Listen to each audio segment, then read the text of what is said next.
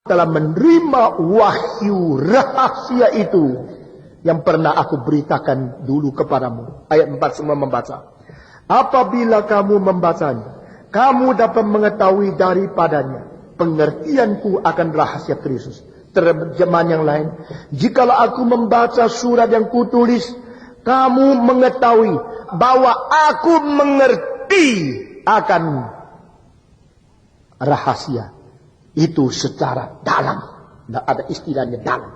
Aku sangat dalam mengerti rahasia Kristus. Nah saudara-saudara, seorang seperti Paulus mendirikan gereja, mau mengajarkan firman. Dia sendiri mendapatkan wahyu dari Tuhan dan dia mengetahui dengan dalam tentang rahasia Yesus Kristus. Dan dia mengatakan ayat kelima, rahasia ini dulu tidak pernah dikasih tahu kepada siapapun. Berarti ini rahasia yang tertutup dari zaman ke zaman. Sampai kapan? Sampai Kristus datang ke dalam dunia. Ayat 5, semua membaca.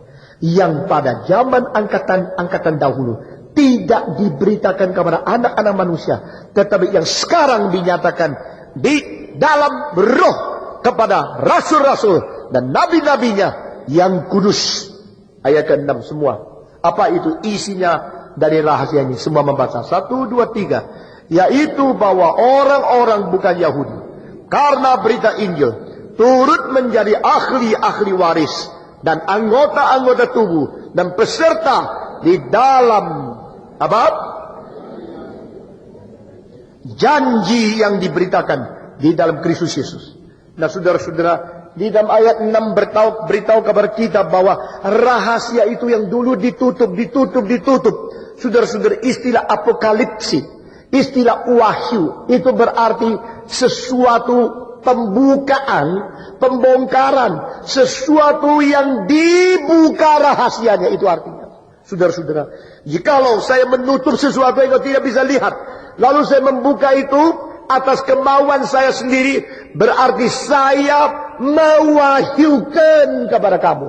Nah itu artinya aslinya. Jadi kebenaran, rahasia, rencana berdasarkan kedaulatan yang tertinggi dan bijaksana Allah yang tertinggi dan kekuasaan yang tidak boleh digugat oleh siapapun di dalam taktanya. Itu memang disimpan, dirahasiakan, ditutup dan tidak diketahui oleh siapa-siapa. Sampai pada waktu kitab suci diwahyukan ke dalam dunia, maka melalui nabi-nabi dan melalui rasul-rasul itu dibuka pelan-pelan manusia melihat. Nah saudara-saudara, saya katakan pelan-pelan. Apa artinya? Berarti progressive revelation. Satu revelasi yang bersifat progresif. Satu pembongkaran rahasia yang perlahan demi perlahan, yang memaju terus menerus, gradually, progressively. Saudara-saudara, manusia tidak mengerti seluruhnya pada permulaan, cuma tahu satu titik yang penting, yaitu domba Allah.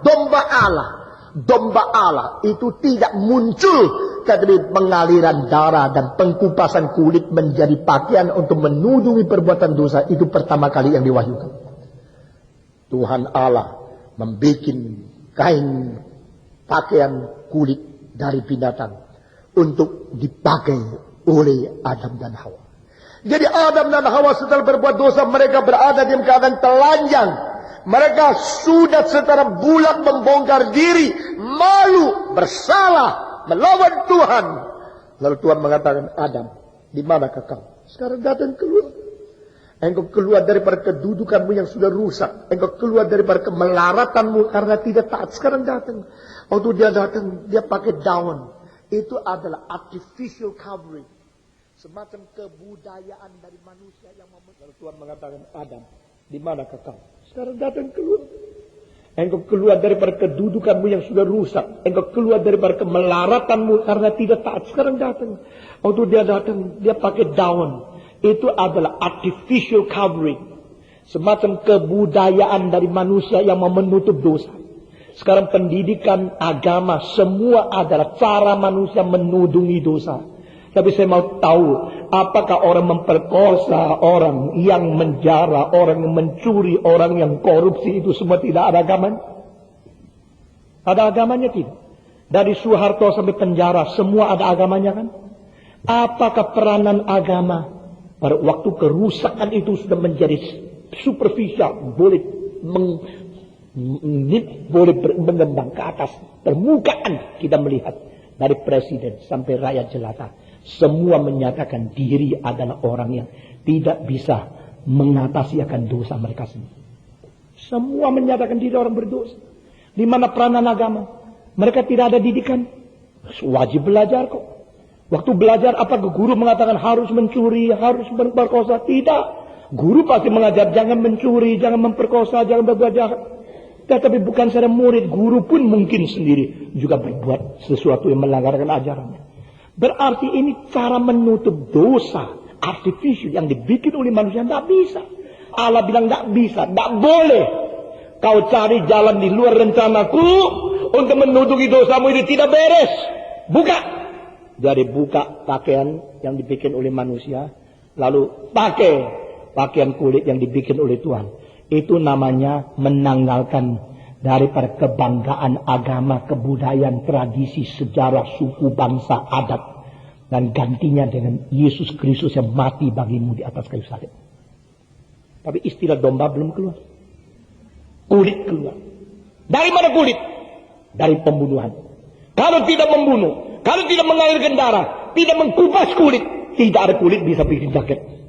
Setiap kali engkau pakai jaket kulit, setiap kali engkau pakai sabuk kulit, ingat ada yang mati untuk memungkinkan engkau mempunyai sesuatu. Waktu Tuhan Allah memakaikan pakaian kulit untuk Adam, berarti memberitahu kepada dia, yang berdosa adalah kamu, yang mati adalah binatang yang berkorban. Mulai dialihkan, bukan kebudayaanku, bukan perusakan aku terhadap alam, boleh menyelesaikan dosa yang ku perbuat. Bukan sesuatu penutupan cara saya dengan pendidikan, dengan adat, dengan kebudayaan. Boleh menyenangkan Tuhan. Tuhan mengatakan, not your way, but my way. My way is a way of sacrifice. My way is a way of shedding blood. My way is a way of murdering one who will be sacrificed to replace you. Caraku adalah cara penyembelihan, cara mengalirkan darah, cara pembunuhan kepada sesuatu korban yang mengganti engkau. Dia pakai kulit itu. Lalu saudara-saudara, pada zaman Abraham, Tuhan mengatakan, bawalah anakmu yang tunggal yang kau kasih untuk disembelih kepadaku. Abraham tidak ngerti. Dia cuma tahu apa yang Tuhan suruh. Tidak mungkin salah.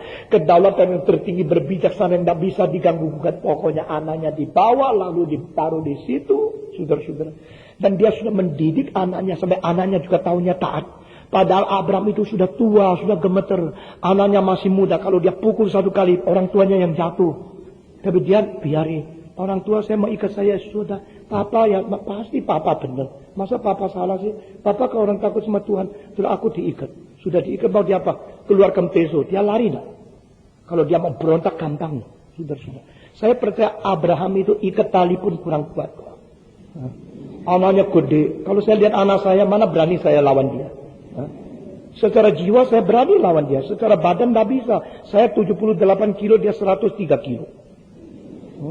Gede luar biasa. Kalau saya ikat dia kalau mau diikat ya karena dia mau taat. Kalau dia tidak mau taat, berak, itu ikatan bisa lepas. Tapi Abraham waktu keluarkan pisau, tak bunuh ya. Itu keluarga berantakan kan. Sudah. Anak muda loh, papa gila loh. Begitu kan. Nah saat itu, baru muncul apa itu domba. Nah ada domba yang menyediakan. Ada domba yang sudah disediakan Jehovah Jireh, yang disediakan Tuhan Allah untuk mengganti. Nah inilah cara Tuhan mendidik umat manusia. Langkah demi langkah untuk membuktikan itu apa artinya penyembelihan daripada korban pengganti. Pada waktu Musa lebih jelas lagi. Ada korban bakar, korban perdamaian, korban, pengampunan dosa. Maka itu domba atau lembu yang harus disembelih. Saudara-saudara, masih belum. Pada waktu keluar dari Mesir, itu lebih jelas lagi mengatakan apa? Kau harus menyembelih seekor domba mati. Lalu di ambang pintu dikasih darahnya. Supaya di situ ada Passover. Malaikat akan lewat untuk tidak membunuh anak-anak sulung dari orang Israel. Domba lebih jelas lagi. Saudara-saudara, di dalam Daud di dalam ajaran daripada itu Solomon. Waktu mereka mempersembahkan bait Allah, mereka menyembah domba lembu, tapi masih tidak terlalu jelas lagi.